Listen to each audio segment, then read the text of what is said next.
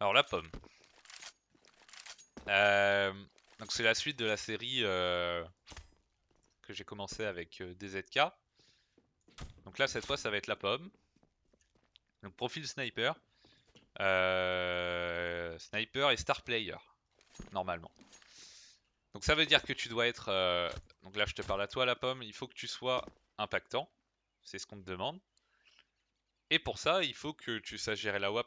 Alors évidemment tu dois assurer tes balles. Mais surtout il faut que tu sois au bon endroit, au bon moment. C'est-à-dire que tu dois être là où les ennemis vont être pour pouvoir être impactant avec ton AWP. Donc, je vais commencer par les côtés négatifs.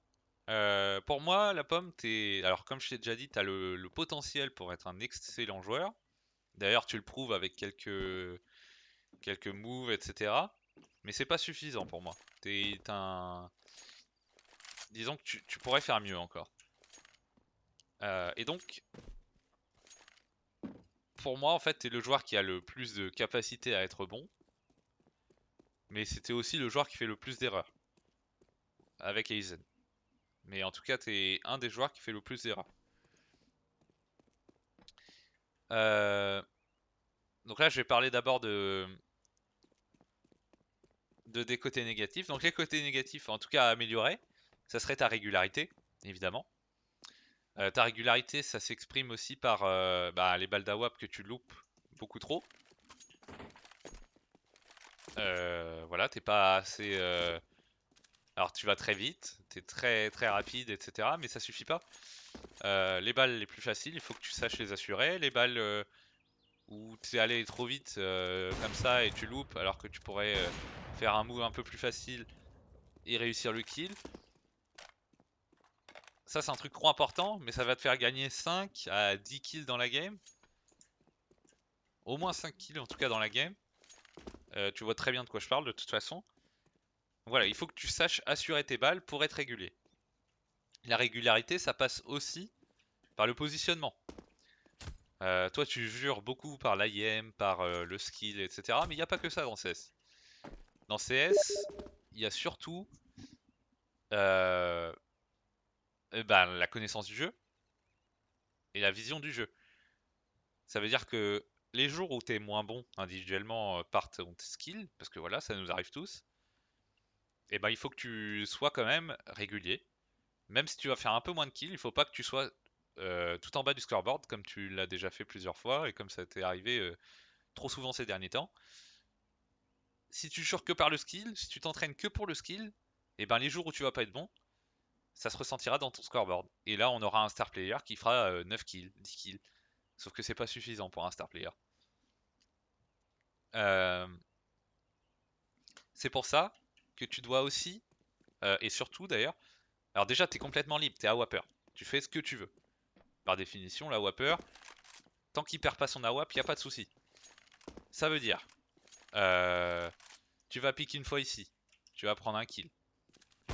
Hop, au lieu d'être là et de reprendre une ligne comme ça, et sans être impactant parce que les mecs ils vont avoir peur, et bah là, hop, tu refais le tour long, par exemple. Et tac. Et là tu demandes à ton mate de prendre le boiler. Toi tu vas pick. Tac tac tac. Hop, tu refais un kill. Tu te casses en B. Et tu dis à ton pote B, tiens Tox, vas-y reviens. Et moi je vais. Prends ma longue, moi je vais dans le B. Je vais repique en B. Tac tac tac. Hop, mort. Et tu repars. Voilà. Il faut que tu saches. Alors ça c'est la WAP invisible, tu connais ce principe. Mais tu l'appliques pas assez encore. Alors les stuff. Évidemment, tu connais pas assez de stuff, hein, ça c'est clair. Alors je sais que c'est pas la partie la plus passionnante de CS, les stuff, mais en même temps ça fait partie du jeu et c'est surtout c'est super important quoi. Plus tu connais de stuff, plus tu vas pouvoir faire des moves. Parce qu'un AWPer, ce qu'on lui demande c'est de faire des moves, c'est-à-dire de faire des trucs qui peuvent être impactants. Donc là par exemple ça pourrait être un run boost ici, ça pourrait être un boost ici, voire au-dessus de la smoke, ça pourrait prendre une ligne ici et demander à ton pote qui joue les apps de prendre une ligne là, à la K. Ça peut être ça. Bref, il faut que tu aies un panel de moves, un panel de jeux qui surprennent les ennemis et qui te permettent d'être impactant. Ça peut être le boost fallen, ça peut être, je sais pas moi, enfin, il y a des milliers de choses. Tu peux demander à un teammate de Smoke Furia, ça c'est un move à WAP. Tu peux demander, par exemple, off le T comme ça, pour reprendre une information. Hop, hop, hop, hop. Hop, rien en A les mecs, c'est du B. Et là tu rotates en B. Il faut que tu aies un panel de jeu complet pour aider tes teammates et surtout pour alors prendre des informations facilement. Là je parle d'Inferno parce que bah, c'est la WAP qui prend les informations facilement.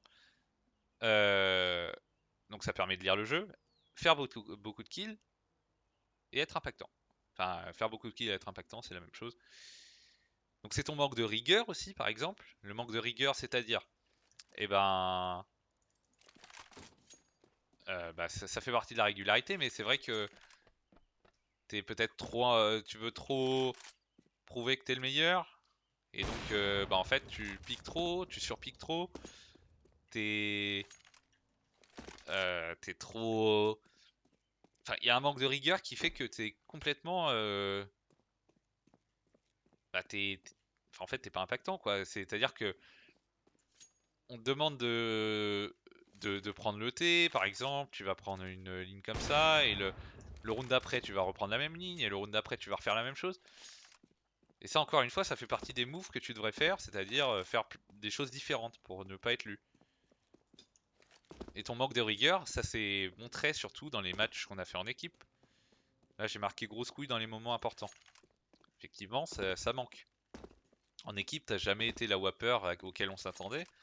C'est-à-dire la WAP impactant, la WAP star player qui fait beaucoup de kills. C'est arrivé quelques matchs, mais très très peu.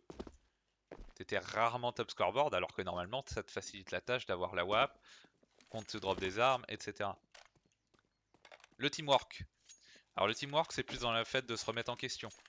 Quand tu meurs, c'est souvent à cause de toi, rarement à cause des autres. Ça peut arriver, mais c'est quand même souvent à cause de toi. Tu t'es mal replacé, euh, t'as pas demandé à ton teammate de venir t'aider, de prendre une ligne pour toi. Bref. Et ça, il faut que t'en aies conscience. T'es un AWAPer, t'es un star player, donc normalement c'est les autres qui jouent pour toi. Mais si on joue pour toi, alors il faut que tu sois impactant. Et donc tant que tu seras pas impactant, il faut que tu aies du teamwork. Il faut que tu puisses aider tes coéquipiers. Et pas non plus, et pas juste penser à toi. Alors la communication, t'as pas une com dégueulasse, t'as pas une com exceptionnelle non plus. Mais la Wapper il doit beaucoup parler. Parce que c'est. Voilà, tout ce qu'il fait, il doit être dit. Et il doit savoir prendre des initiatives, ça manque aussi. Savoir prendre des initiatives parce que t'es le mec qui est censé être impactant. Le mot c'est vraiment impactant, hein, c'est ça, je le répète beaucoup, mais il faut absolument que tu sois communicatif pour que tes teammates te suivent et t'aident. Manque d'efficacité, donc ça je te l'ai dit. Déplacement, ok. Comportement. Alors on sait que t'es quelqu'un qui a beaucoup d'ego. Voilà, on le sait depuis un moment maintenant. C'est vrai que, encore une fois, se remettre en question. Avoir de l'ego, c'est bien. Euh, Avoir la rage de gagner, c'est bien contre ses ennemis, pas contre ses teammates. L'ego, ça a de la place que pour des bonnes raisons, quand t'es vraiment bon, mais surtout, ça doit pas nuire à tes teammates. Donc tu peux prendre de la place sur le vocal, tu peux prendre de la place à, à la présence, au charisme. Tu peux faire ça. Mais il faut pas que ça nuise au comportement de tes teammates. Et ça, c'est un truc que tu oublies trop souvent. Euh, Tu dois être bienveillant envers tes teammates, tu dois être sympa et compréhensif. Tu dois comprendre que t'as pas forcément raison tout le temps.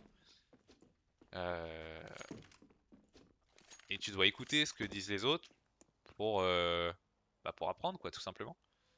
Et pas que moi. Voilà, donc maintenant on va passer au côté positif. Donc comme tu vois, tu fais beaucoup d'erreurs. Et c'est ça qui fait que t'es pas régulier, que t'es pas l'AWAPer que t'es censé être. Parce que t'as tout le potentiel pour être un très très bon AWAPer. Donc qu'est-ce que j'ai noté? Dans les bons côtés, alors main sniper. Évidemment, t'es un main sniper. La question se pose pas. On va en revenir après. Tu peux être un autre poste. Je vais t'en parler. Sniper agressif, donc on sait que t'es un sniper très agressif. Pas toujours quand il le faut et pas toujours correctement. Et pas toujours agressif d'ailleurs dans les bons moments. Des fois, tu peux être plus agressif que ça à certains moments et moins agressif à d'autres moments. Alors, t'es très clutch, hein, t'es bon en clutch, voilà, ça, y a pas photo.